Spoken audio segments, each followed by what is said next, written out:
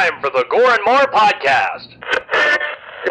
Gonna have a good time. Gonna have a good time. Yeah, we're gonna have a good time. We're going on now. A ball break, walking hand in hand in the moonlight.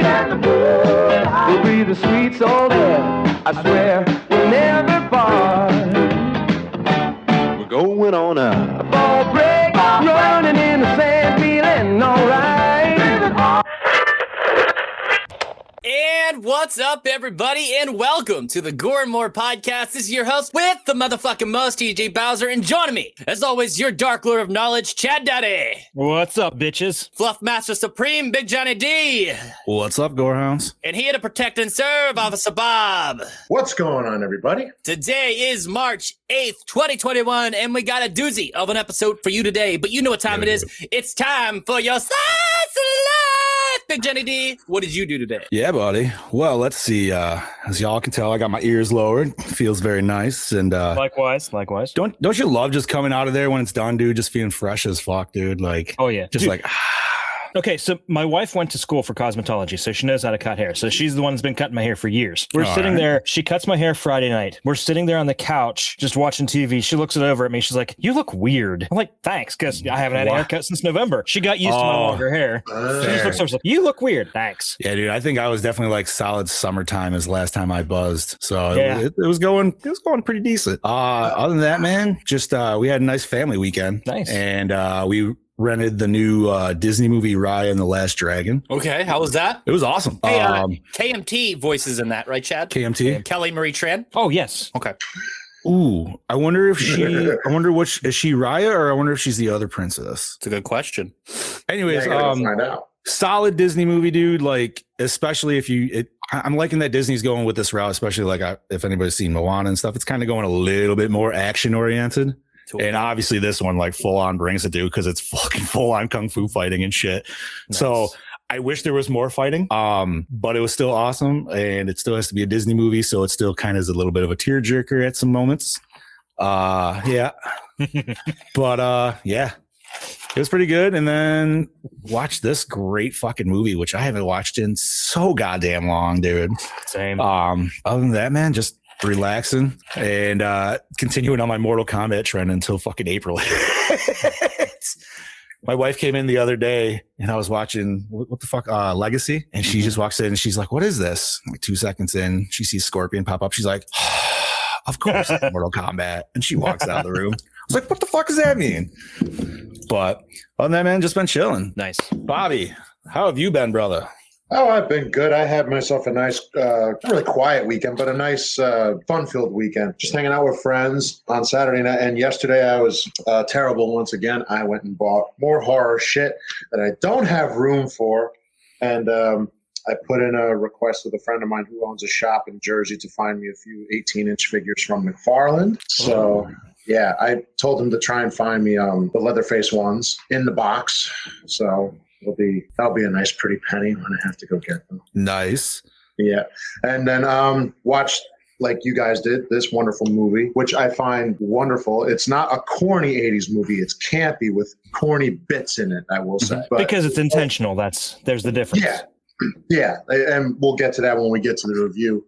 But chill weekend all around. I didn't watch any new horror movies this weekend. I mainly watched this. Eventually, I'll watch that new Wrong Turn movie, which I heard mixed reviews about. So, Did anybody here watch that or no? I know Brody has. From what I've read, I actually own it.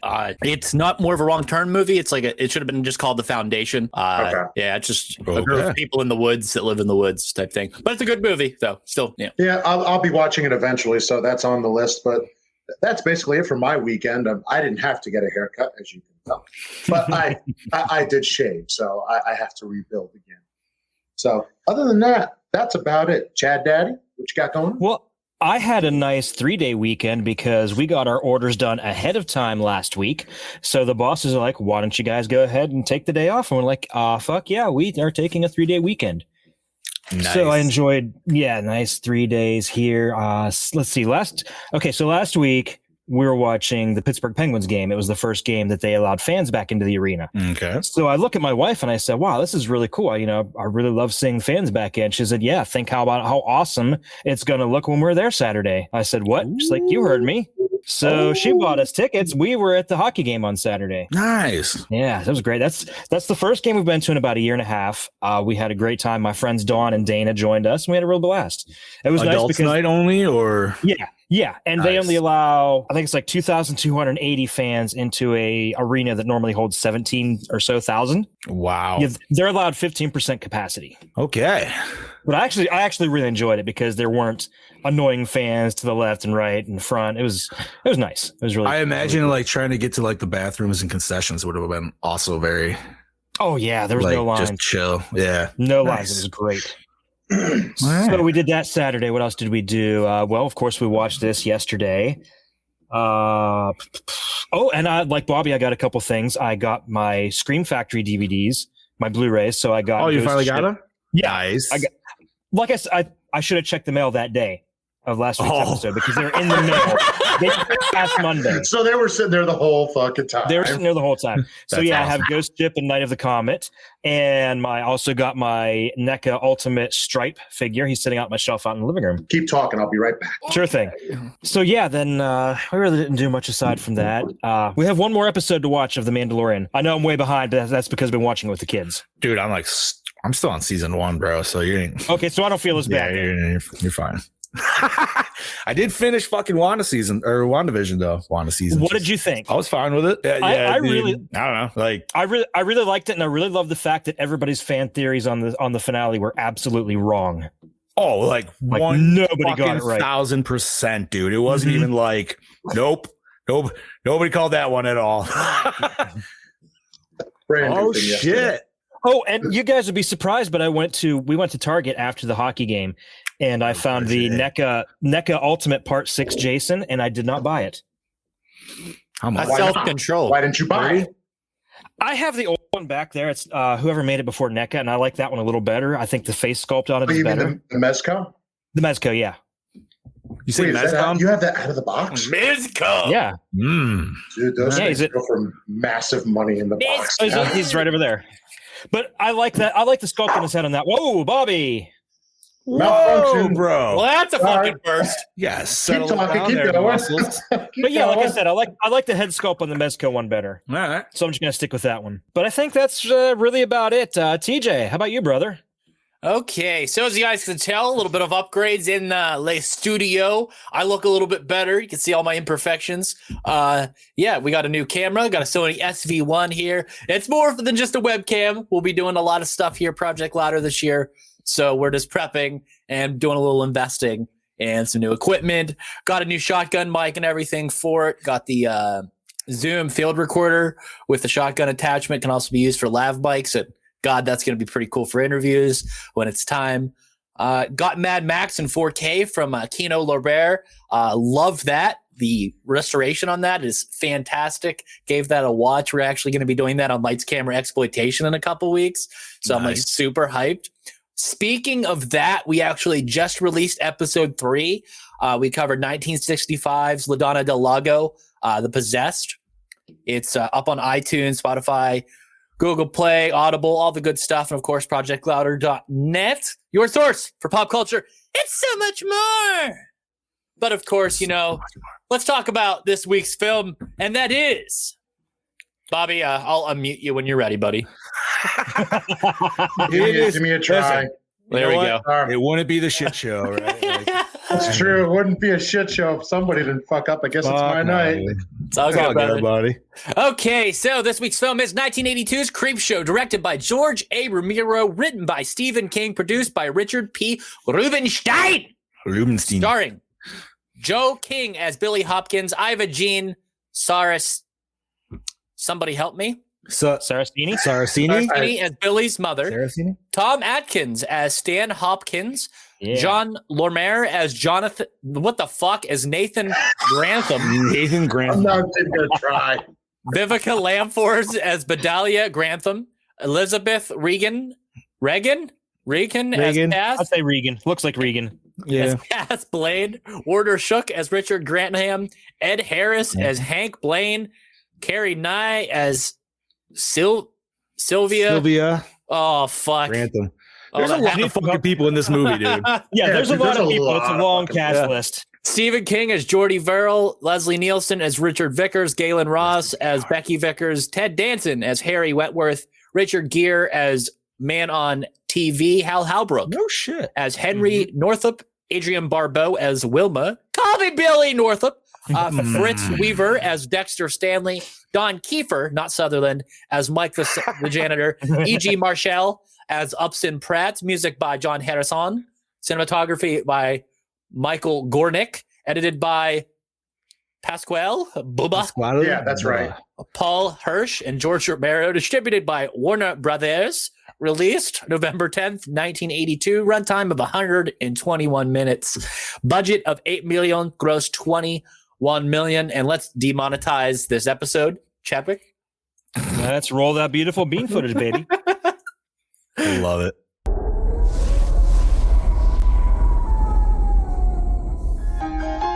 Coming soon.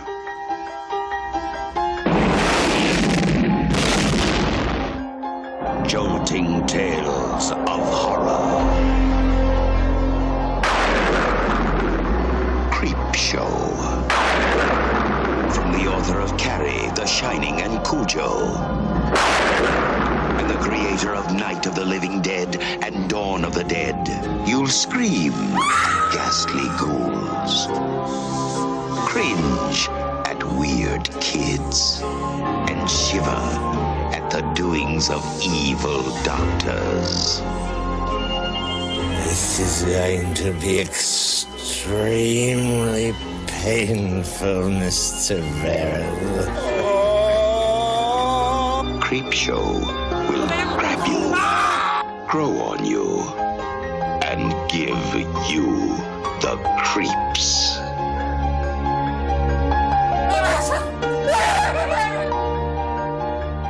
No, this is going to be an entirely new experience.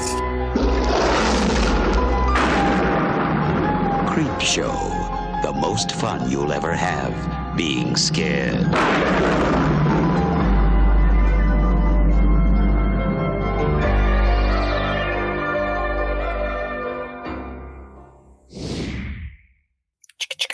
And we are back. Alrighty. That was I love awesome. how everybody's just sitting there in silence. Just taking it in. I don't know about you, but you know, Who's going to speak first? well, you know, just all enjoying it. Whose pick is this? This would be mine, That was a buddy. John pick. Take it away, handsome. Alrighty, thank you, sir.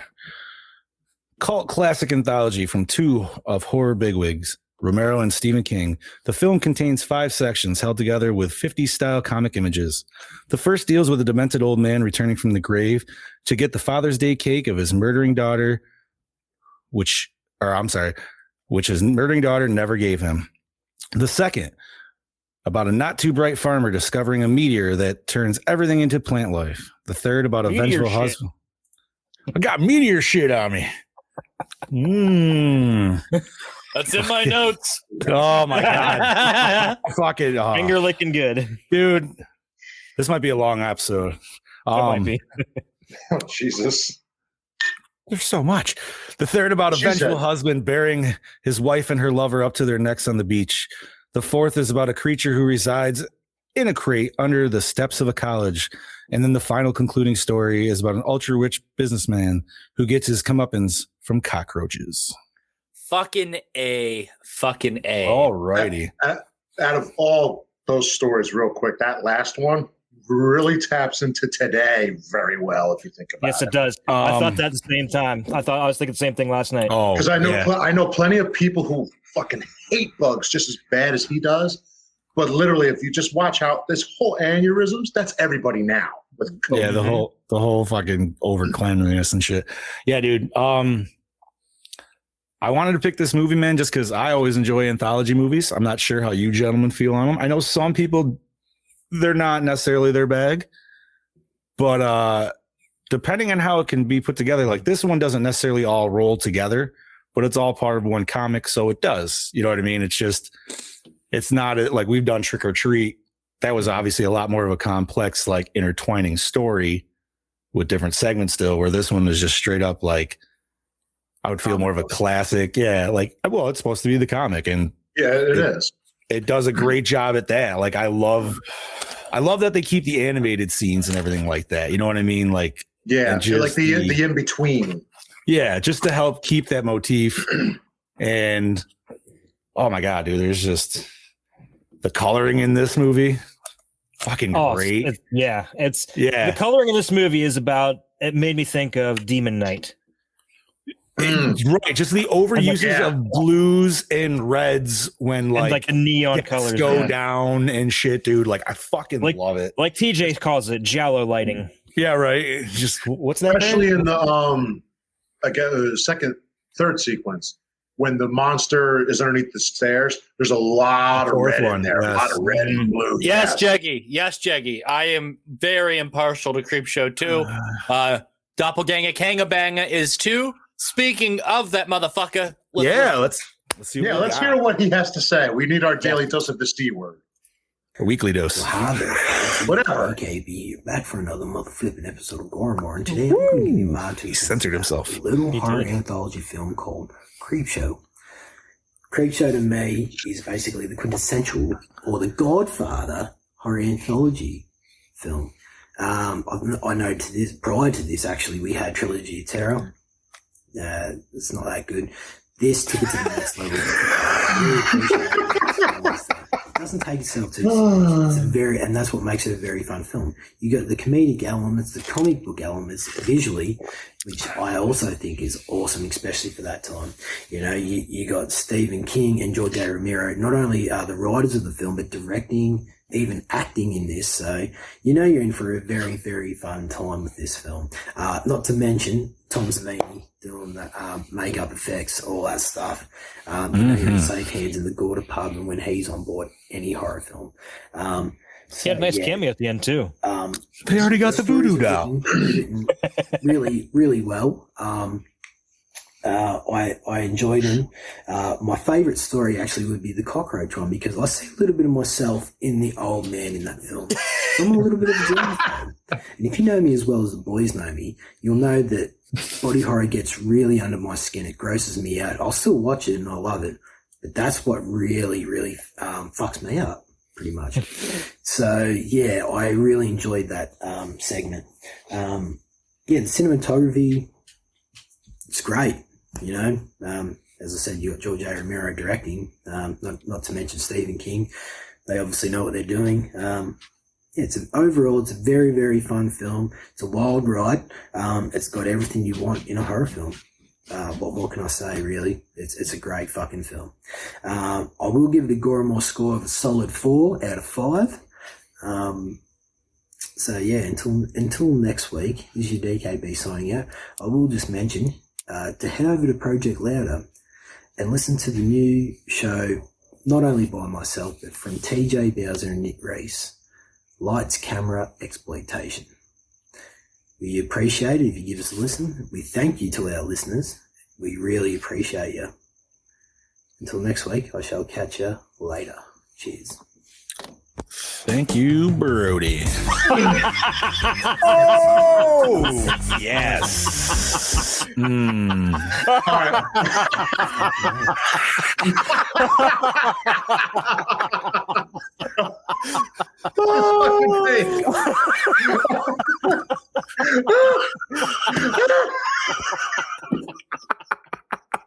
We need a minute.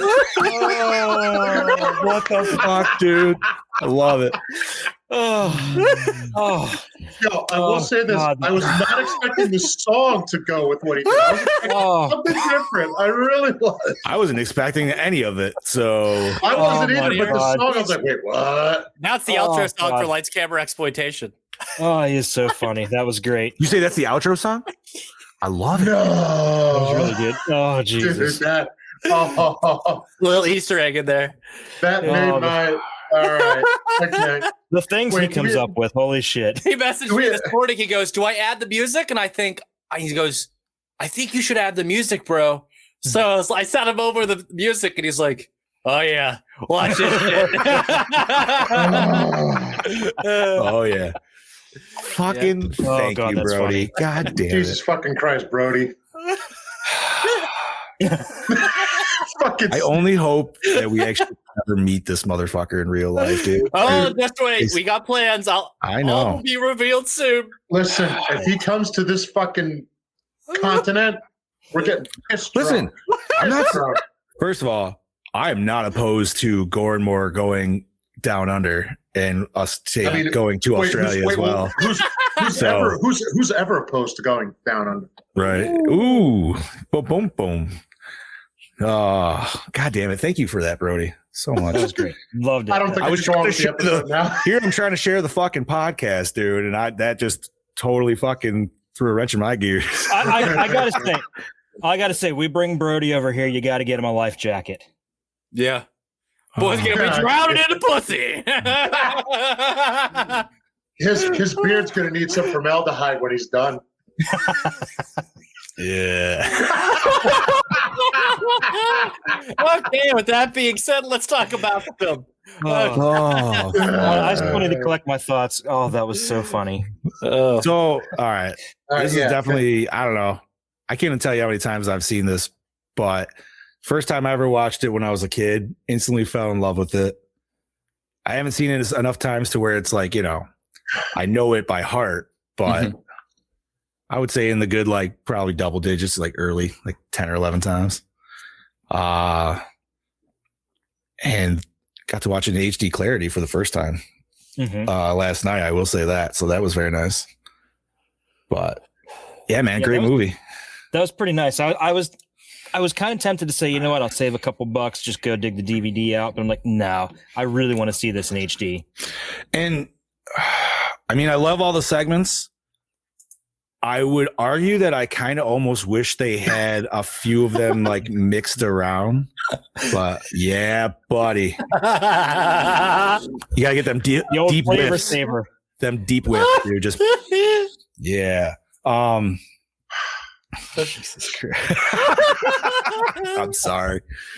I just want to address all our audio listeners when they do listen to this. You guys really need to check out the live stream when we do this because you're missing out on some fantastic jokes. Listen, man, the audio still works. I'm not going to say it doesn't, but no, but Chad the is facial correct. expressions here. Oh. Well, you just need to see Brody, dude. That's what I mean. Yeah. No, man, going back to the movie, dude. I loved all the segments. Like I said, I kind of wish they were actually a little bit rearranged. Maybe that's kind of my own. I don't know. I thought some of the ones that I personally thought were better could have been the ones to end it. But, right. Everybody's got their own opinion on that. And I actually introduced that into our questions for this specific one I want to see what everybody's favorite segment is. Yeah, I was actually either if you didn't bring that up, I was going to just bring that up in big questions because I figured like that was kind of the obvious one. But I feel like the most shocking always to me is always seeing Tom Atkins minus mustache. Oh my God. And not only that, after seeing that, within like 2 minutes, him just literally bitch slapping a little kid. Not just a little kid. That is Stephen King's son, for God's sake. He just bitch slapped the prince, I guess. The prince of horror. Oh my God, what the hell's his name, dude? I can't even think. Anyways, he's a good writer too. Yeah, dude, I love the huge red mark that they put on his cheek, dude. Like just to make it. But yeah, what? Like he seems a little crazy about comics, though. I'm gonna say, like, I don't know what set him off on that per se, but I've never seen anybody that pissed off about it. Well, all right, actually, I can relate. Can you? Because actually, well, not comics, but horror in general. Fair. There was a time when my mother hated that I loved the shit. Yeah, hated it.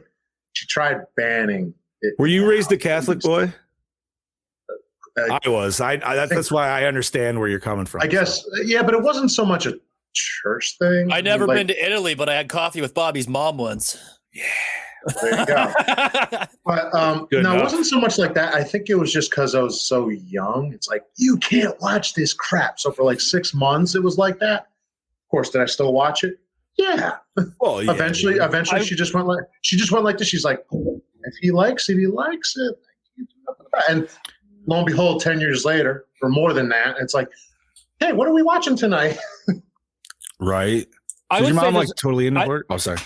Not totally, but she'll watch it with me, yes. Okay, I just going back to the whole thing, I would say that part of the reason I would think that he was like that with comics with his kid was because I would say his parents were probably the same way, because he probably liked comics when he was a kid, and that would have been back in around 50s McCarthyism, back when they started introducing the comics code, and when they were what was the name of that book?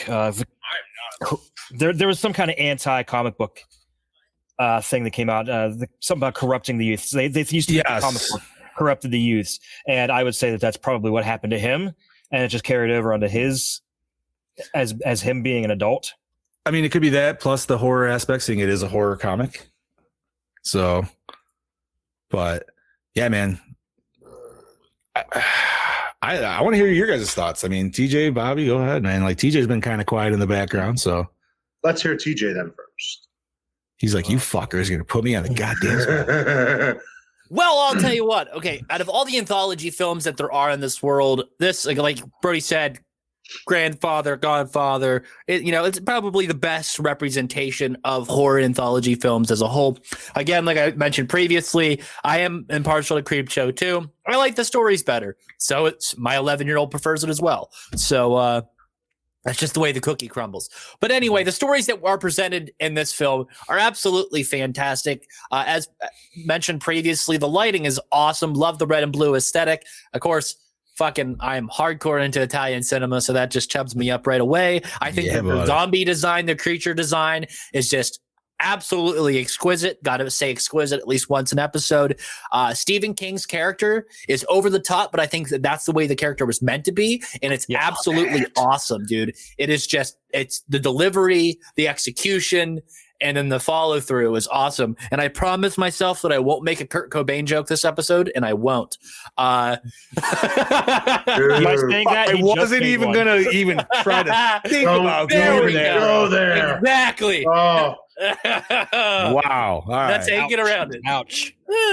So, Fluffy is awesome. I mean, and when we get to talking about him, I'll mention some little Easter egg bullshit and whatnot. But Creepshow 1, pretty fucking cool.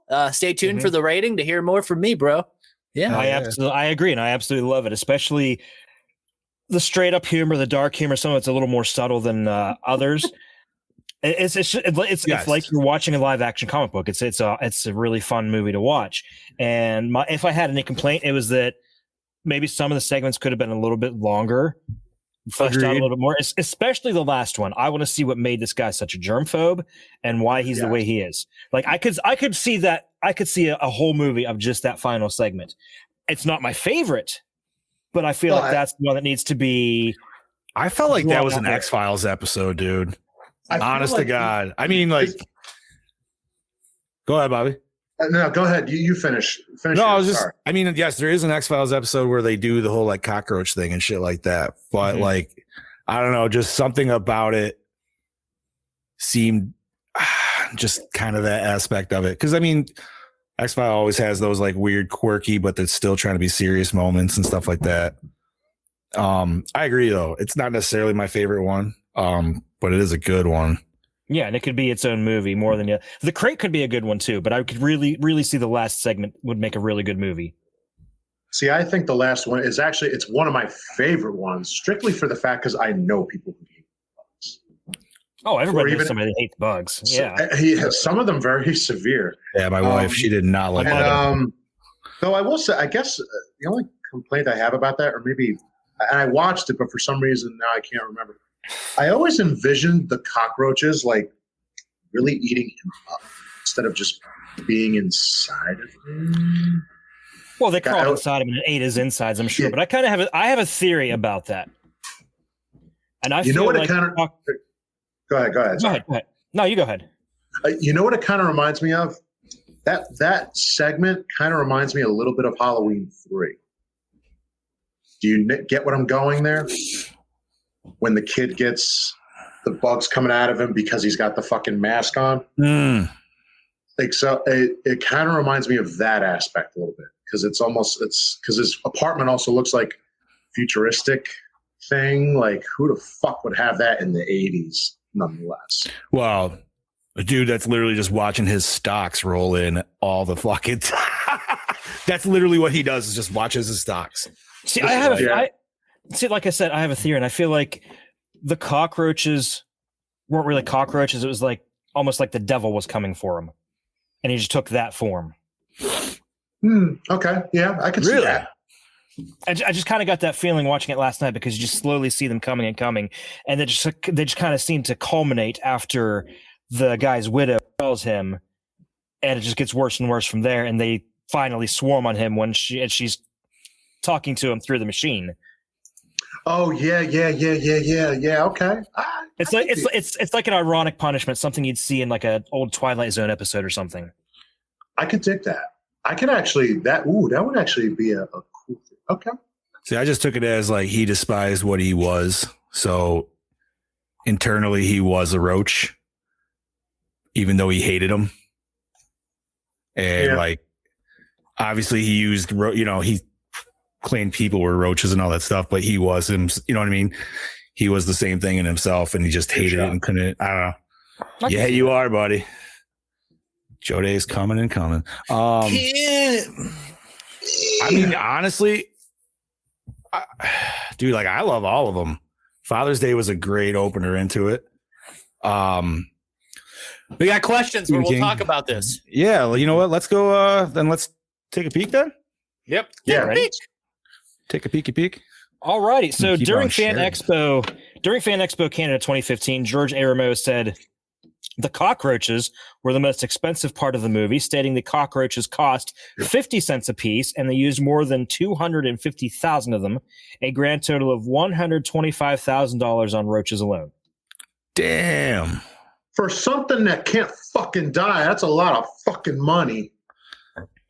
Right? Think about how much people spend to try to get rid of them. These people are fucking buying them. and just think today they'd spend that much, if not more, making them CGI.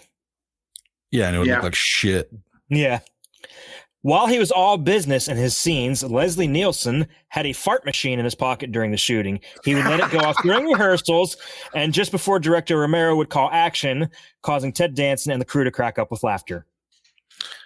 That's great. How can you not love Leslie Nielsen, dude? You get to see a shirtless Leslie Nielsen too. Dude, that motherfucker can act. Can I just say, dude, he is a great serious actor. He was a great serious actor. Tell me he was an American treasure. Tell me he could not get your mom to take her panties off in like 5 seconds, dude. I'm not sure if I really want to have that vision. I'm not saying your mom specifically. I'm just saying all moms in general. All right, grandma, fine, whatever, dude. I would say maybe, but Tom Atkins could still do it in less time. With a mustache ride. I mean, yeah, Tom Atkins doesn't have the range of Leslie Nielsen. Leslie Nielsen has an extremely long-ass career of not only just comedy films, but also playing bad guys. Which he is great at. He's fantastic. He's actually scary in this film, and it's something that he really fucking is, dude. Like, because he really brought the intensity. Oh yes, he certainly. Like, and also, like, this is at a time like where surveillance is scary. I mean, it's not so much now when everybody's fucking watching us, but like, right. That fucking scene of him like chilling, watching people on monitors. That was some sitting there drinking his little fucking Mai Tai. You're talking 82, man. Yeah. And that whole I look love at the clarity though, man. Look at the fucking clarity. Right? But just think that his AV setup alone had to cost, I would say, $50,000. Oh, easily more. Yeah, probably $100,000. Who knows? I love the fact though when he's just giving him shit. He's like, "Go ahead and scream. Nobody's gonna fucking hear you." And he's screaming with you. Like, dude, that moment right there is just like, fuck. Yeah. Like, perfect. And then, I mean, dude, I don't know. Shirley. No, you know that right there. Good luck. We're all counting on you. That whole serious tone is of like how he kept that in the Naked Gun movies and shit like that, dude. Like, that's what fucking made those movies, hands down, man. I would do podcasts on those all alone if ever. Naked Gun movies were funny shit. The show was just as funny too. Oh, dude, absolutely. I love Police Squad. I did not watch the show. I only saw a few episodes here and there, but it was. Oh, I've seen them all. So funny. You could see where they had brought all the stuff from the show, obviously, into the movies and stuff like that. It was weird, man. Just because I was a kid and by the time they all came out, I actually started with the last one first and then went that way. So I started with like 33 to third. And I forgot that's what they named that one too. Dude, that was the one with Anna Nicole where she had like two knees. Oh, yeah. That's not what I remember her having. That's right. I remember two D's, but that's a different story. What are you talking about, Frank? Now everybody's distracted on titties. Ted Danson said in a television interview that his daughter was on set during the scene where his character returns from the dead encased in rotting flesh and seaweed. He purposefully tried avoiding his young daughter out of fear of scaring her. Finally, despite his best efforts, she went up to him, looked at him, and simply said, "Oh, hi, Dad." I call that damn it. That would be Taryn. Yeah. Right. I call that where's my notes on this? Don't make inappropriate jokes. Oh, Cordell water zombies. That's what those are. Yeah. Holy shit, dude. All right. Okay. Rice Krispies were used as maggots on the corpse's eyes in the first story Father's Day. In addition, real maggots were also utilized. Interesting. Oh. Warner Brothers tried a very unusual release strategy with the film. Instead of opening the film wide during the lucrative summer season, the studio gave it a 4-week trial run at several Boston area theaters in July '82. After it did great business, Warner Brothers ended the trial and prepared for a wider release in November. Their thinking was that a bizarre R-rated horror film's best position was as close as possible to Halloween, and that a pre-October 31st release was a non-starter because it would have to compete with Halloween 3. But Warner Brothers forecast correctly that the Michael Myers-less third Halloween film would burn out quickly and leave the horror film open for this movie to do impressive business, which it did. Very nice. Smart move on their part, really. Yeah, so basically they took a bet and they actually won. So, hey, man. Good for them. Yeah. The music playing on Upson Pratt's jukebox at the beginning of They're Creeping Up on You. Anybody recognize that? Wait, say it again? The music playing on his jukebox. Did anybody recognize? yes. It's the same instrumental that plays over the ending of Evil Dead. Yep. Nice. Wonderful. Stephen King had an allergic reaction to the makeup he had to wear for Jordy Verrill's transformation. He was subjected to shots and medication so the work would be bearable. Wow. Ooh. Talk about fucking taking one for the team on that one. Right? Literally taking. Most actors would whine and complain until they fixed it so that he wouldn't have an allergic reaction. He just toughed it out. Right, this dude's like, I'll just fucking. He's like, you're just give me all the shots in the world. Well, he's like, we better get this, right. They better get this on one fucking take. God damn it. Well, wasn't he at the time? Wasn't that part of his drug days too? Yeah, he was part of days. There you go. There you go. Them back pockets. The marble ashtray is actually featured in all 5 of the film segments if you look closely. Father's Day was obvious. It was used as the weapon to kill the father. The Lonesome Death of Jordy Verrill. It's next to the cash box at the Department of Meteors. Something Tied You Over.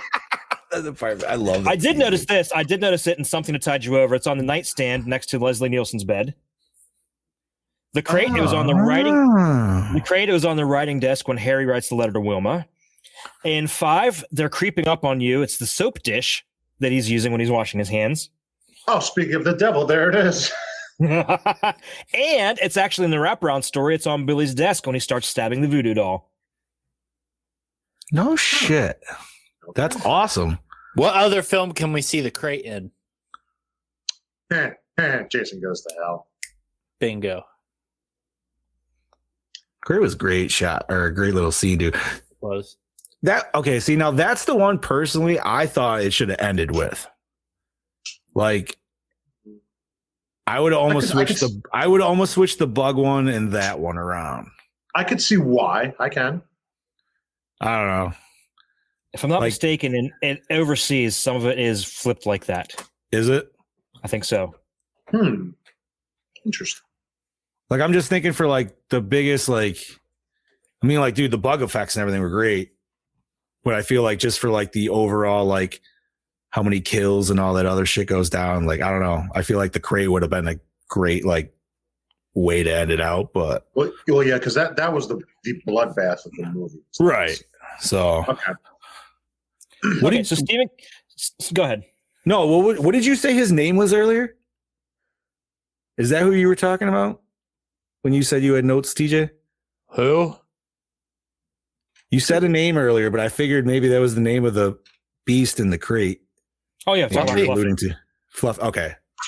Mm-hmm.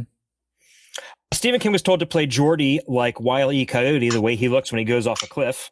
Okay, so that explains the huge bug eyes all the time. That explains a lot. Okay, an alternate ending was written, but then rewritten for something that tied you over. It ends with two policemen dropping by to investigate Richard's panicky but true claims of Harry and Becky invading his beach house. When the policemen laugh at the story, thinking he's drunk, Richard attempts to prove this by showing them camera footage of both of his undead stalkers. Instead, the television plays his incriminating conversation with Harry before and during the burial at sea. Richard protests that he's been set up and that it's the wrong tape. So the film smash cuts from there to Richard's murder trial. He's convicted and sentenced to death row. And then another smash cut finds him in the gas chamber, laughing hysterically while his life is being choked out of him, saying, "I can hold my breath for a long, long time." Okay, that would have actually... Ooh. That would have been a much better ending to that segment. I think I liked it up until the trial because I think it would have been cool if, like, so the footage, like you said, it leaked to the cops, but then at the same time, the zombies still got him and killed him the way that he killed them. I actually think the cops leave and they come back. Right, like they still see they find the evidence because it does whatever, like its little thing, like it's not supposed to, but then like he still gets his I mean, not that he wouldn't in that ending, but you know what I mean? Like he still gets the comeuppance from the fucking zombies. So I think I you know something, I'll take either ending actually. I'd love to see the alternate one, and then obviously I like the one they had. So either one. The alternate one would definitely feel like probably another at least 5 to 10 minutes longer. I feel something like that. Yeah, so, maybe not. But nice. In a Creepshow feature from the pages of Fantastique magazine around the time the movie's released, Stephen King and George Romero revealed that if the film's final story had proven too difficult and ambitious to film, it would have been substituted with the Stephen King short story, The Hitchhiker, which ended up being the final story of Creepshow 2. What the fuck? You're a little stroked out there, buddy? Yeah, right, dude. A little bit. Threw me off there. Hitchhiker. Okay. Sorry. But yeah, if that story didn't pan out, it would have been The Hitchhiker, which of course was actually the final story of Creepshow 2. Yes, it was. I mean, dude, we got to cover Creepshow 2 when it comes around. Obviously, that'll be next year, but you never know. We may need a substitute. That's true. So. You know what? There always could be that one that we just run into and we can't find. It's happened. So far, we've been good. So far, we've been good. No, it's happened. What? Twice? Once or twice. No, once. Near TJ, Dark, it happened with. Oh, shit, yeah. And then there was one. I was the only one who could watch that for some reason. No, I fucking watched it because I paid $60 to fucking watch it, dude. Oh, that's right. I think that's the only one we couldn't find. The other one was Night of the Demons 2. We skipped that because TJ fell asleep, so we had to have the fan vote episode. Yes. Oh, that's right. Okay. And that was Candyman. Yep. Which leads us into Candyman 2 this year. Sweet. And I've said I've always thought Candyman 2 was better. You see that shit just happened in New York too? Yes. Oh, a my lady God. literally just found a secret apartment behind her mirror in her apartment. Nice. I'm like, yo, you do not go in there. Just put that mirror back up and go have a beer. Yeah, you fucking, you know what? No, just turn around. Well, if I'm not mistaken, that part of the movie was actually was based on an actual event that happened. Yeah, it was based on an event in Chicago. I'm pretty sure. Sounds about right. I could be wrong, but I think, yeah. Well, Chicago is a fairly violent city, so I wouldn't be surprised if it was there. It is. Right. Okay, continuing on. The only George Romero film to open at number 1 at the weekend box office. Really? Almost kind of surprised by that for some reason. Oh, wow. According to Tom Savini, when Fluffy breaks out of the crate once it's dumped in the water, the remains of Billy were supposed to float out of the crate. However, it was deleted. Oh, man. Oh, That would have been way cooler, but I do like the ominous of like, where does everything go? He just eats and eats. well, not only that, I like how the professor gets really paranoid. Like, what if it gets out? What if it gets out? It's like, it's not like they're going to know you had anything to do with it. So if it gets out, guess what? I don't know anything. It's somebody else's problem at that point. Yeah, exactly. Like, I would be that guy. I'd be like, I would be more worried about it tracking you down. I think they should have just put it back under the stairs.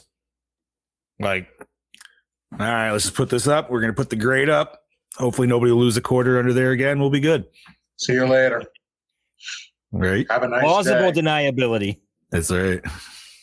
Stephen King's original script for the film, in the final story, They're Creeping Up on You, originally took place in a lush, carpeted penthouse apartment. However, because with roaches, this would have been unworkable, so George Romero opted for an emptier, almost hospital room-like set for the story, which I think worked better. No, that worked so much better to have the staticness of it. I literally have it on now. Yeah, it can't be. I can't see it any other way. Wait, you're watching that segment? I'm literally watching it right now. So, like, if I see me looking away, I'm watching Creepshow as we're talking about it. Nice. In Father's Day, Aunt Bedelia's father came to life after she spilled whiskey on his grave. In Gaelic, the word for whiskey is translated as water of life and is possibly a nod to James Joyce and his book Finnegan's Wake. In the book, a builder's laborer falls from a ladder and breaks his skull, but is revived when someone spills whiskey on his corpse at the wake. Damn. Suddenly Shit's awesome. I suddenly want a glass of whiskey. Right? Like, I mean, I already liked whiskey as it was, but dude. Yeah, so now it's just, yeah. Ooh, It's even So more magical. basically, whiskey gives you immortality. Oh, well, then I'm going to live forever. Is it immortality? Is it necromancy? Ooh. Both. Right? Stephen King carried a toy figure of Greedo on the Creepshow set for good luck. Oh, so yeah. Mm-hmm. I like that.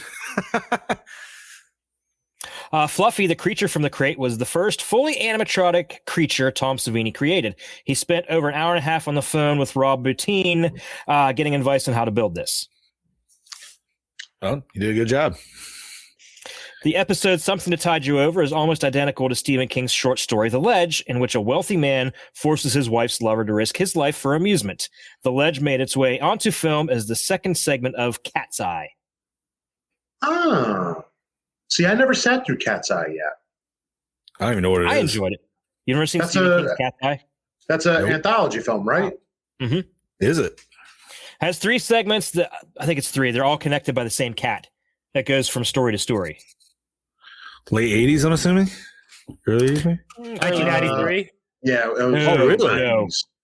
No, that's in the 80s because it had a really young Drew Barrymore. Oh, okay. Oh, yeah, It you're was right. It You're was right. like right after she did Firestarter, I think. That was 85. 80, yeah.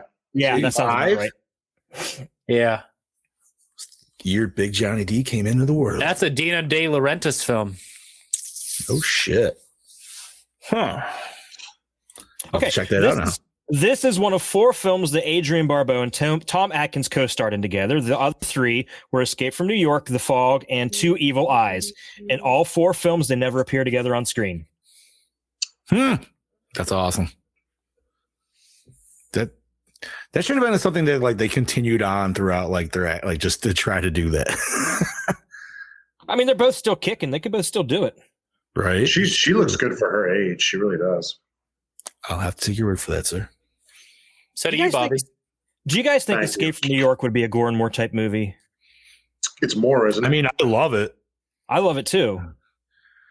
I don't see Okay, why now not. here's my thing. If you consider that, I don't know, because you guys told me no a year ago when I wanted to bring up Ninja Assassin because of how fucking gory and bloody that But- movie is. But then again, we did They Live, which is more sci-fi. But I That's thought that was like true. sci-fi horror, like that was still on the cusp. Like, you know, I think would we should- Escape from New York be? I don't know. I consider that action more to me. Okay, how about Big Trouble in Little China? It definitely Love has it. horror elements. Love it, but that's action comedy. comedy. Yeah. But Comedy it's got action. horror elements to it. It does. Well, all That's great a tough- 80s that's a movies tough one to does. call. All great 80s movies. You know what? You know what? We need a separate show for movies like this. Yes. Yeah. We'll that'll be discussion for later. Okay, That's a continue later on. on. Yes. The What else we got, match- buddy? The wrestling match seen on the title character's TV in the segment The Loathsome Death of Jordy Verrill is Bob Backlund versus the Samoan, and took place on April 21st, 1980. The audio during the wrestling match, during the episode, is Vince McMahon with his dad's WWE promotion. Well, it said WWF. Yeah. Oh, so that was definitely around the time when they were taking over nationwide for sure. Oh yeah. Yeah, that was. So wait, now correct me if I'm wrong. That is that The Rock's dad? No. Was that no? No. I thought he was Joe the Samoan something like. No, The Rock's dad was Rocky Senior. It's just. Like I said, Yeah, his dad's Rocky Johnson. His grandfather. It's just Rocky Johnson. Is Yeah. Okay. Yeah. And his grandfather, High Chief Maivea, or something like that. I guess that just means I need to watch that new show, Little Rock. Is it Sam Fatu? No, it's Afa Anoa'i. Oh, okay. And speaking of Creepshow, the second one is now on. Tune in to our other two wrestling podcasts, Wrestling Ruin and Jerk the Curtain, for more information about that sort of stuff. Okay, in keeping with Romero's tradition of filming in and around the Pittsburgh area, most of the film was shot in an empty all-girls school located outside Greensburg, Pennsylvania. The school was converted into a film studio, and the episodes, The Lonesome Death of Jordy Verrill and They're Creeping Up on You, as well as the prologue and epilogue, were filmed in the entirety at the former school. Filming took place at the Greensburg location throughout 1981. Several additional locations were also used for the filming. Yes. The Crate. Most of the interior and exterior shots for the university was filmed at the Carnegie Mellon University. Yes. Same place as Monkey Shines. Mm-hmm. With Margaret Morrison Hall serving as the Amberson Hall, the backyard party was filmed in Romero's own backyard at his former residence in Amberson Avenue in Shadyside, Pennsylvania. No shit. Father's Day was filmed on location at a mansion in the Pittsburgh suburb of Fox Chapel, Pennsylvania. Bingo. And Something to Tide You Over was filmed on location at Island Beach State Park in Berkeley Township, New Jersey. Hey, nice. And that is all my behind the scenes stuff. Okay, let me look through my notes real quick. Okay, so did you notice that one? You know, like that the buried segment. It's Father's Day, or are we talking the other? No. Talking the Something to Tide You Over. Yes. Yeah. The guy's got a sweet ass VHS collection. Fuck yeah, he does, dude. Dude, he's got quite a bit. Have you ever seen the cover art for Dead and Buried by Blue Underground? From Blue Underground? That artwork is like so like this movie. Like that's it is. Yeah. I never really noticed that, but yeah, it is. Yeah. I love is it every story that uses the red and blue, or is it only I only have it mentioned in like 3. Dude, no, I thought it was every story. Was it? Okay. Maybe it wasn't in the last one though. I don't think it was. The last one didn't have it, but Because that was obviously, very stark white. The Crate definitely did. Whenever they opened it. The Tide one did, because when what's his name died underwater, like you get the red all behind his head and stuff like that. And then Father's Day had it. Yes, it certainly. Yes, it did. When he came back to life and when he came in the house. And I feel like Jorgie had it in parts when like every time you like started noticing shit was getting worse. Mm-hmm. Yeah, that was more green. I don't say it was red. I think it was more green. I was thinking more like the blue flashing in that one, like, and then they started mixing it. I felt like we're talking about George Romero here. This is some quality shit.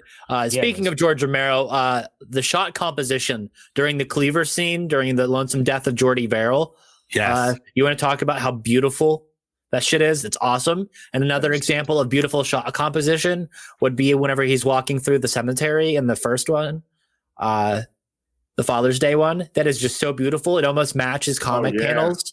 And actually, some shots almost feel like they're lifted right from an old horror comic. Now you're talking about when Ed Helms is walking through? Yes. Okay. I noticed that especially when it showed Aunt Bedelia pulling up in her car. It showed her driving. It was literally framed like a comic book panel. Fuck yeah, it was, I dude. found that so cool. Like that was, I know. I wish they had a little bit more like scene transitions like that. Like, not that they didn't have other stuff, but. And I'd call the last segment Dale Gribble's worst nightmare. okay. Pocket sand. Oh, yeah, dude. That's like Dale Gribble's last stand when he's so convinced the government's out to get him. He just shuts himself into a completely sterile environment. The main character for the last bit, he's like an elderly Three Stooge. He's an elderly fucking Larry Fine. Look at I see what you mean. Yeah, the hair. Years of comedy have made him disgruntled and hates society. Now he retreats. And now he's got billions of dollars rolling in his there and kills cockroaches. Yeah, fucking A. So let's get on with les questions. What format did you guys watch this? Wait. What? Big Johnny D, do you have questions?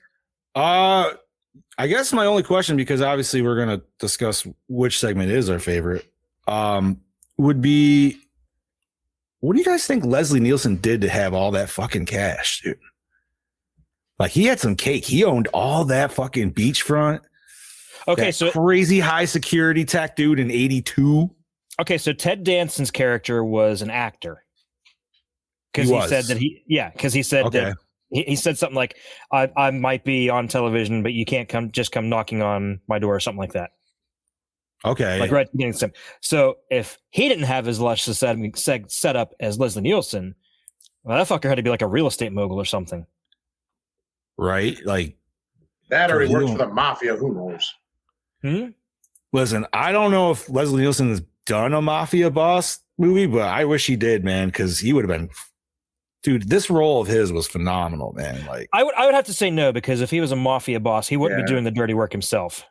No, he wouldn't. But I'm just saying, like, just like him, his character. You know what I mean? Like, I still feel like he'd be able to portray a very like scary. Obviously, you know what I mean? Like, just somebody you don't need to fuck with nor want to. Very scary or very funny. Either way, I think it would work out just fine with him. Absolutely. Honestly, man, this was kind of a hard one to have a big question on, because we have 5 different segments. Actually, 6, I guess, if you want to. Well, no.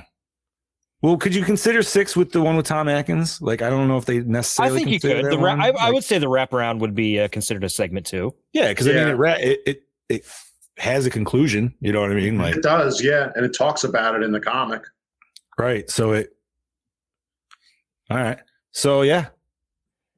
Other than that, man, unless you guys got any questions, I'm ready to hit the. Let's hit the regular ones we got. Okay, guys. So what format did you watch it on? On demand. Prime as well. Nice HD. Same. Douche the movie. Ooh. Oh, that's an easy one. That is Mr. Pratt. Yes. The guy in the last segment. Oh, you can't get douchier than him. Yeah.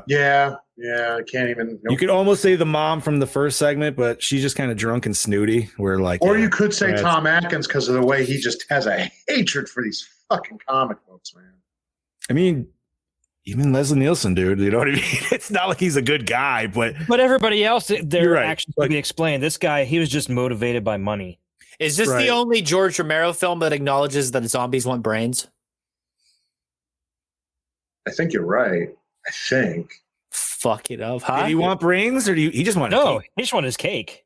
Cake. And the other zombies just wanted revenge. Yeah. I cried. He didn't care about. Doesn't he have a head though? I mean, he does have her head, but it's covered in frosting and stuff. Okay. And frosting and candles. So, but I could see where, yes, he's obviously going to eat the brains more than likely. I would go with, unless he's just subsided by just having the cake. I think that was more the shock value. I think that's what I like. Yeah, I have the cake. I'm gonna go back to sleep now. Speaking of that, favorite segment? I have 2. Go ahead, Bobby. The Crate and the last one. Chief Woodenhead. Wrong movie. Wrong movie. The Raft. The Raft. Still wrong movie. The next one. Hitchhiker. Wrong movie. The Crate. Dude, mine's got to be The Tide. Okay. With follow-up of The Crate. Like, Crate's right there. Yeah, I Fluffy's too love that cool. everybody's saying the crepe, but my favorite's the lonesome death of Jordy Verrill. Fucking It is a good one, dude. I and it's a love sad Stephen one. King in that one. Yeah, Yeah, that one has the most sad ending. But Stephen King is like his own characters in all of his books, dude. They're just like overly hokey, just ridiculous. They're not even characters; they're caricatures, dude. Like, Yeah, he's a caricature. Yeah, I thought he did a great job playing the comedic. Really up playing the comedic. that was always the first one I saw when I was a kid, too, man. That hooked me into the movie was that segment, dude. And yeah, it's a great. Listen, I love the movie all around. Like, you know what I mean? Like, it's when you say what's your favorite one, it's almost like that's a tough. I know. But I got to go with Leslie Nielsen, dude, just because he scared the fuck out of me in that one. Too. He was terrifying with that. He really was. But favorite kill, motherfuckers. I'm gonna say neck bite scene is rad as fuck, so I'm gonna go with that. Is that the one where he bites the neck, takes the chunk out, and then scratches the face? Yeah. Yes. Yeah. Yeah. I was gonna say you could almost. I was almost gonna say the janitor. I was almost gonna say the janitor because just I liked how he got like sucked up in. But dude, the fact that you got the full gashing and like, I do want to mention, because that was a great practical effect right there. Yes. Speaking of practical effects, I do want to mention that the gunshot headed pop is such a Savini thing. That effect, yeah. And actually, I would probably say that janitor one is probably my favorite of that. But I also liked the death of the guy in the final segment because I just rewatched it and his chest bursts. Just the explosion of roaches. But I would say for that, the crate with the janitor. If you guys like body horror, Body Melt is on Amazon Prime. That movie's fucking sick. Hey, I got my shipping notification today for my Vinegar Syndrome order, my massive 13 movie one. Oh, nice. Yeah, so it's coming. It's coming. I'm excited. Next week, hopefully. Nice. Yeah, Body Melt's in that fucking thing, so we'll have it. Yeah, dude, Body Melt. Oh, I introduced Brody to that film, and it's crazy because he's never seen it. But like that kangaroo scene when he throws that fucking rock, that fucking fake kangaroo drops. It's like a mile out. It's fucking funny as shit. That's a discussion. TJ, we need to discuss that movie. You and I need to discuss that movie because that's a fucking. I've seen the cover of it, but that's about it. Put it to you this way. I mean, I'm a healthy person, but this movie is one of those movies that makes you go, I don't want to take vitamins. The whole thing is it's actually probably best for lights, camera, exploitation. The movie is playing off of the current trend in the 90s in Australia that was going on with like super fitness and stuff. Yeah. So it's pretty much like a tainted fitness batch that makes your body melt from the inside out. Yeah. It's interesting. And then there's like a tandem subplot of like this redneck hillbilly mutant family that then clashes with this weird pharmaceutical company plot. And then it's Body Melt. It's fucking rad. It's fun. Yeah, it's everything you want from an Aussie horror film, I promise you. But anyway, back to Creepshow. Best scene. Oh, dude, when the professor shoots his wife when he's dreaming, but when he shoots the wife in the head, yeah, and then everybody turns around and fucking applauds him, dude. Like, best fucking scene because I was applauding too. She plays a perfect annoying character. Holy fuck! What do you guys got? Yep. I agree with that. Fluff Master Supreme. All right. Bibby. Bobby's thinking. We lost Bobby. He logged out. He was thinking way too hard. Way too hard. Well, since we're waiting on Bobby, I'm gonna say Mr. Pratt's comeuppance at the end of the final segment. The big cockroach explosion. That was pretty fucking gnarly, dude. And it was a very well done effect too. Yeah, it's good stuff. stuff. It's a banger and full of mongoloids. Really? Yeah. All right. I feel like I should check this movie out. Yeah, it's good. You should watch it with the kids. Yeah. Absolutely. Yeah. Man. Don't do that. I'm pretty sure there's like a stab in the dick scene. Ooh. Wow, we haven't seen somebody get stabbed in the dick since just before dawn. Yeah, and it's with a giant pole. So it's like he gets literally shafted. That's what they should have did at the end of Commando instead of through the chest. Fucking A. lay off some steam. Bobby's gonna be mad. We're talking about Arnold and he's not here. Yeah, he's fucking pissed. All I can say is poor Freddie Mercury. You know, he's probably lagging and getting kicked off because he's watching Creepshow while trying to do this. Is that through his internet? Is that through cable? I don't know. It has to be internet. Yeah, probably now. Yeah, everything probably is. Oh well. Anyways, yeah. The show must go on. Yeah, so we did favorite scenes. So we are at opening. Yeah, that fucking. Oh, absolutely, dude. Oh yeah. Wraparound story is really cool. Tom Atkins slapping Stephen King's son. Yeah. Yeah. And great animated credit scene, which I always actually enjoy. Gotta love it. I love the comic overlays and stuff. It's so cool. So cool. Keeps it gives you the vibe right off the bat, dude. You know what I mean? Like, it's not gonna be, it's not meant to take overly serious. Just enjoy the ride.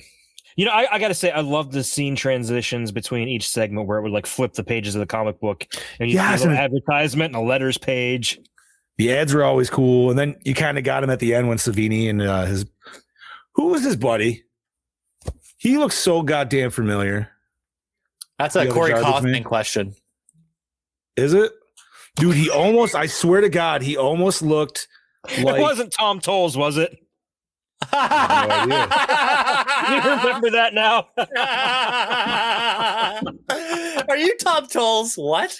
Oh my God. Do you remember that story, John? I can't say I do. It was when we went to Steel City Con.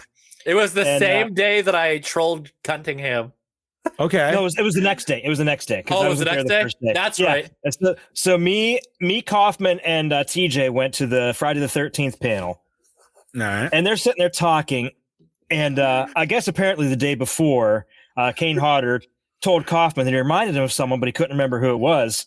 So in the middle of the panel, he looks over, sees Kaufman sitting there, and he's like, Tom Tolles! That's who you remind me of. And it was so funny. It's such a us story, too, because it's so fucking silly.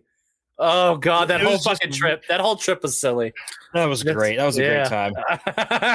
Yeah, it was literally right in the middle of the panel. He was not paying attention to what was going on. He was staring at Kaufman, trying to figure it out. It's so fucking good. I think when you guys went to that was just around the time I joined up with you guys. Yeah.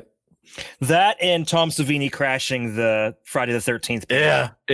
I guess I'm the only professional here. I'll just sit here until everybody else shows up. That's awesome. Good shit, guys. Oh, yeah. But best hits, hottest girl, best dick. I will go with Wilma is fantastic, and Leslie Nielsen. Adrienne Barbeau. Yep. And Leslie Nielsen shirtless. I could look at that for days. I got to disagree. Got to give it to my boy Atkins again. Okay. Mustache, this is a tough one, dude. Sexy. Because wait, no. Honestly, I was gonna go. I was gonna go with TJ's picks. I'm going with Ted Danson. But you got Ted Danson, dude. Which Ted Danson he's just a handsome motherfucker, dude. Especially this was young, studly Ted Danson. So dude. I got to change it to that. Sorry. Yeah, I'm gonna have to go with Ted Danson. And then Adrienne Barbeau, and then Leslie Nielsen for runner-up. Guys, for your audio listeners, Bobby lagged out and his internet lagged out as well. So I don't think he will be back for this episode. So we'll just keep chugging along. We miss you, Bobby. Yeah, that's the perils of live television.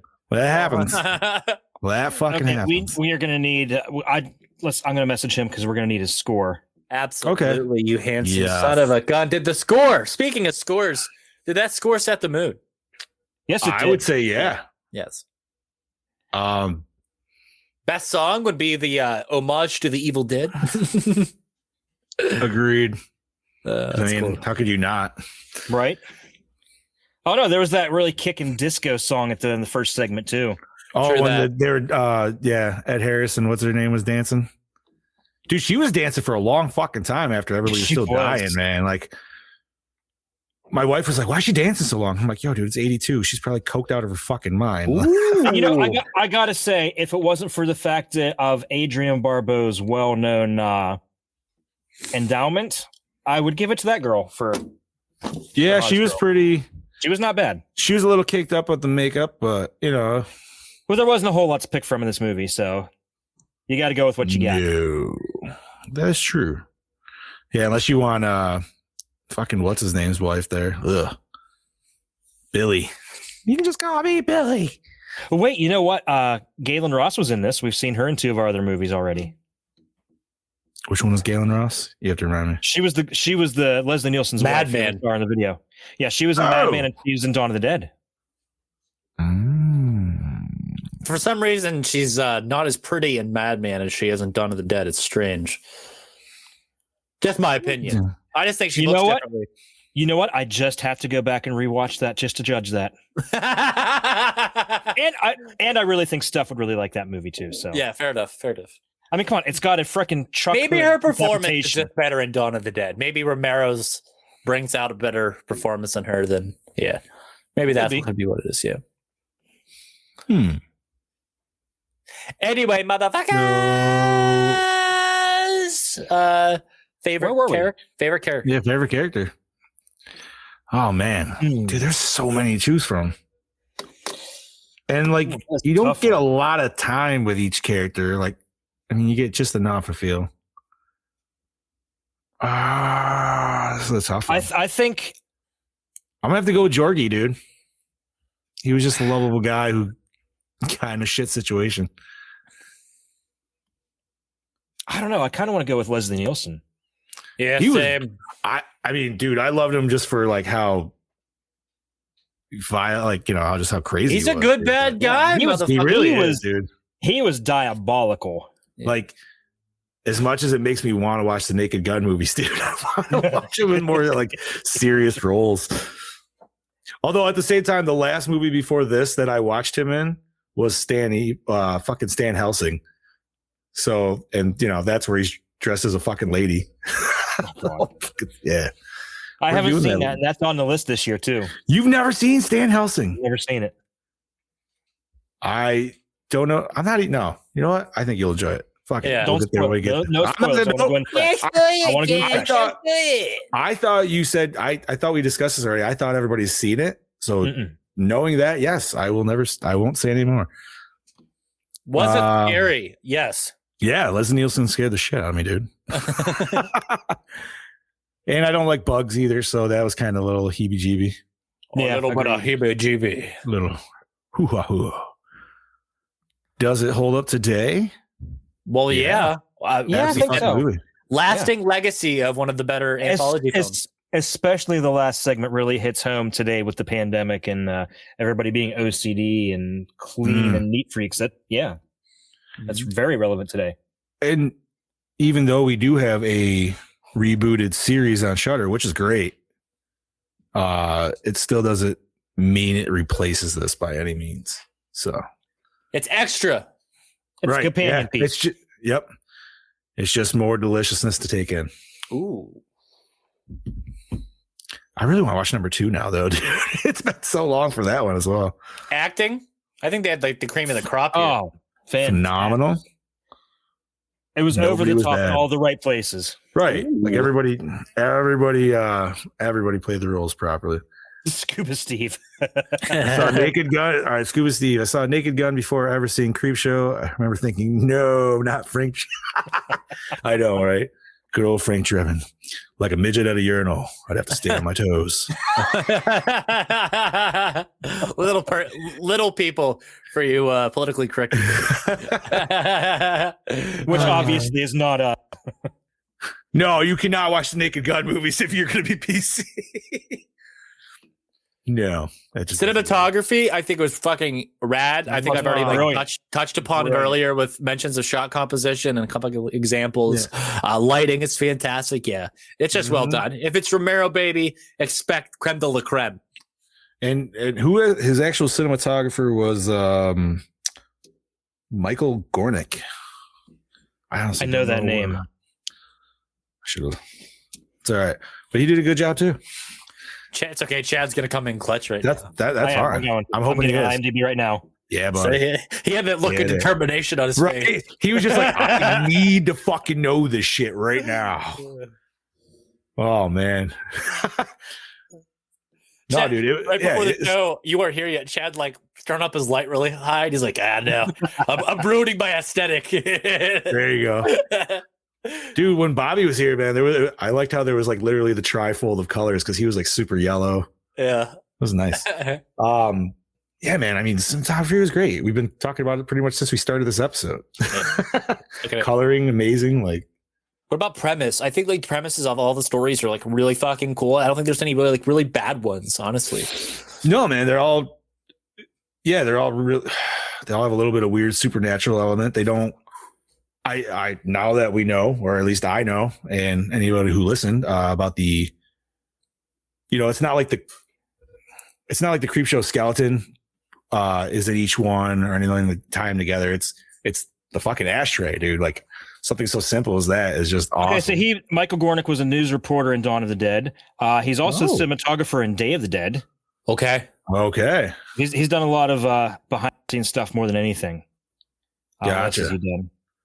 He's done like Tales from the Dark Side. He's done Monsters. Tales from the Dark Side, dude. Remember the show Monsters? It was like the not really sequel to Tales from the Dark Side. It was no, I don't. It was a good show. Back in like the early to mid 90s. It was an anthology show like, Tales from the Dark Side. Okay. What is going on over in our chat? Scuba Steve's up to some shit. That's why he's busy on the Fridays. Okay, so sadly, Bobby will not be making it back onto the show. Okay. But we do have his score for our final tally. Excellent. Recycle, rewind, remake. I think we all can agree that we're going to rewind this for days. Absolutely. And we already kind of got a remake. It's more of a retelling, and we approve of it. So go ahead, Shudder/AMC. Let's rate this motherfucker. Yeah. Okay, so what was first Bobby's score is 4.3. Okay, Fluffmaster Supreme. God damn, dude. Bobby like fucking read my mind. I literally was also going to say 4.3. Chad did it! I'm going to agree with our DKB and go with a solid 4.0. All right. Ooh, he's let thinking. it come. Let it flow to you, sir. He is weighing his options. It is flowing down the chakras right now, dude.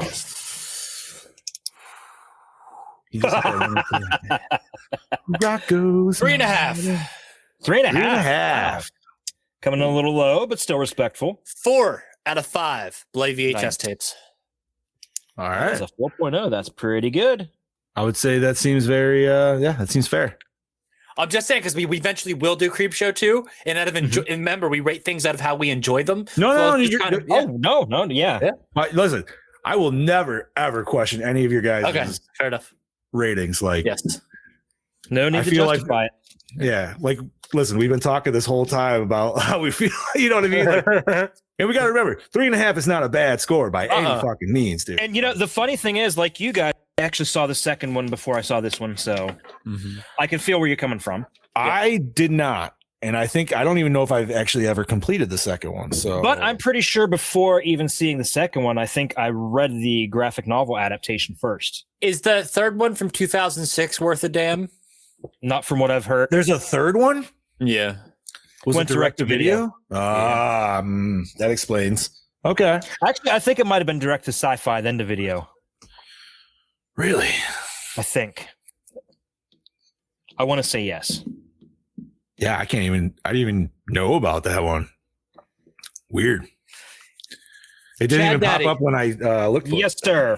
What's the next episode? Our next episode is going to be another interesting one as part of our trilogy of terror. We are doing Slumber Party Massacre Part 3. Yee-hoo! Really? And so far, the only place I've seen it is on YouTube. But it's free. Really? Yes. Slumber Party Massacre 3. So that may be another Dawn of the Dead one where we watch the YouTube version. But I got to say, I was pretty happy to watch that version because it was gorgeous. Fuck yeah, dude. That was clean as hell. And thank you whoever uploaded that shit, dude. Like, keep on shining on that one. Yeah, wow. It doesn't even like pop up on Google search, dude, for like any of the main. No shit. Unless it's on some like. We can do. Yeah. If not, Chad can do some stuff. We'll talk we've about. We got options. We've got Just in alternate. case. Don't worry. Yes. So yeah, fuck it. Do we have a guitar drill in this one again, or no? Is it a full different drill? I think it's a different drill. I could be wrong. Oh yeah, it's not the same killer. It's new. It's a new one. Yeah. So we get a different killer each one. Nice. Yeah. Okay. Interesting. 1990. Yeah. We're gonna go to a full different Is aesthetic. this female directed as well, Chad? Did that stick with the theme of the series? I think. Yeah. That sounds like it probably would be. Yeah. It's good stuff. It's pretty much like the ultimate, like, 80s horror is degrading to women. Okay, watch Slumber Party Massacre. Oh, this shit's horrible for women. Okay, it was written and directed by women. Yeah, it was made by women. not just made by women, but made by feminist women. Yeah. At that. Yep. Yeah, man. Like that's a whole different direct. You know what I mean? Like directive right there. Like a lot of people will. We obviously can see, yes, horror movies are empowering. How could they not be? But so many people think the opposite's true when it's not. I know. Well, that's because they're just fucking looking at the basic, like, listen, the people that say that shit are the ones that go to the basic AAA fucking blockbuster, summer shit. Okay, I'm going to watch this one horror movie. Like, you know what I mean? Like, not to rip on myself because I do love the Paranormal Activity movies, but those are the ones that like somebody's going to go to the theater every year because that's going out. You know what I mean? Like, I could be wrong, but I don't think it's somebody that's going to like go diving deep.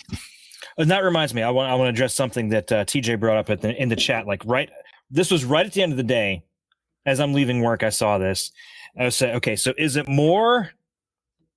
better to be appealing to your audience or catering to your audience? That's a good discussion. I know it's a very good discussion point. I really wish Bobby was here for this. Do you want to table it for then, or do you want to talk about it now? We talk about it now. Talk about it. Okay. Yeah. Okay. So, and my take, Corey Kaufman brought it up, and I agree with him that I think it's better to be more appealing to your audience than it is to cater to them, because when you appeal to them, you're giving them something that they might not necessarily know that they want. You give them, like I said, the movies like Pieces or Madman or Just Before Dawn. The most recent episode of Lights, Camera, Exploitation, a film that's never been reviewed up to this point. Whereas catering would be giving the audience what they think they want, which would be us watching the Friday the 13th series, your tentpole franchises like that, Nightmare on Elm Street, which everybody's seen, everybody's had an opinion on, everybody's aware of. I would rather be appealing to them so that they can discover something they haven't seen before. Yes, absolutely. Absolutely. Yeah, dude. I mean, shit, dude.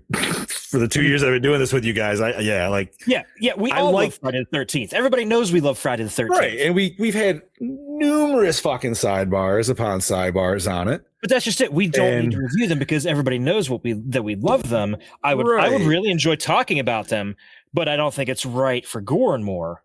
No, that would take if we did it for Gore N More, we'd have to do that. We'd have to do Nightmare on Elm Street with it. And that's almost 6 months worth of episodes, right? My thing is like, that should almost be like a podcast in itself on the series. And I understand that would be a long one, but that would almost have to be, I feel like, either a two-parter or like we know Patreon how I feel stuff. about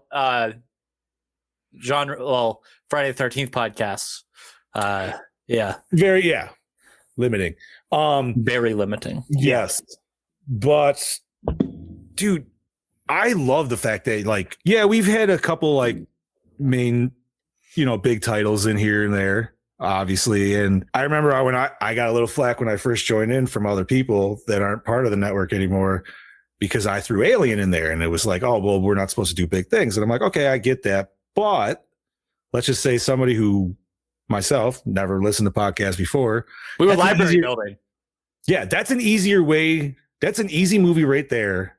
And obviously, we don't do it all the time. Come for Alien, stay for Maniac Cop 2. Exactly. You know what I mean? That movie was a gem. Loved it. Yes.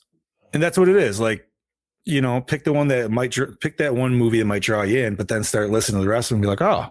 And that's when, like myself, man, you guys have exposed me to a lot of different movies I might have never watched or even fucking heard of, for that matter. So, but I love to think that our podcast is basically just like you're strolling through the horror section of a VHS of a video rental place. Yes, and exactly. you see aliens sitting there and like, oh, that looks good. But wait, what's the sitting next to it? I've never heard of this one. Like, we're going back to a time when you picked a movie based solely on cover art and a 2-sentence description on the back. Yes, that's why we watched Bloodhook. Yeah. Steph was giving me flack about that the other day. We were driving. Why? Bloodhook was awesome, dude. It was when we were coming back from the hockey game, and she was talking about it. I'm like, you know what? I didn't like it watching it, but hearing everybody else talk about it and hear you guys passion for it, I fully understood it and appreciated it better. Yes, absolutely. I love that fucking movie. So yes, funny thank enough, you, Steve. That actually, yeah, buddy. Randomly enough, I had a discussion about Bloodhook the other day with my daughter because she was like, Daddy, why's your fishing pole down here? And I was like, oh, I had to do that for a movie. She's like, what movie? I'm like, Bloodhook. She's like, what's that about? I'm like, killer fisherman. She's like, he kills him with a pole. I'm like, no, he kills him with a lure. So then it was like a 30-minute discussion of the there's a cast daughter. It's an oversized novelty lure at that. It wasn't. She's like, one. is that the one you had to wear your vest for? And I was like, that is the one. You remember? Like, yo, that's right. Yeah. She knows. Fucking name. Yeah. So I will leave you guys with a little treat here. Yes. Oh, no. So we not only got Brody earlier, but we get something else. Yes. Delicious. So guys, without further ado, I will see you guys next week with our review of Slumber Party Massacre 3. This is your host with the motherfucking most, TJ Bowser, signing off. This is your Dark Lord of Knowledge, Chad Daddy, saying, see you next week, bitches. And this is your Fluff Master Supreme, Big Johnny D, saying, see you later, Gorehounds.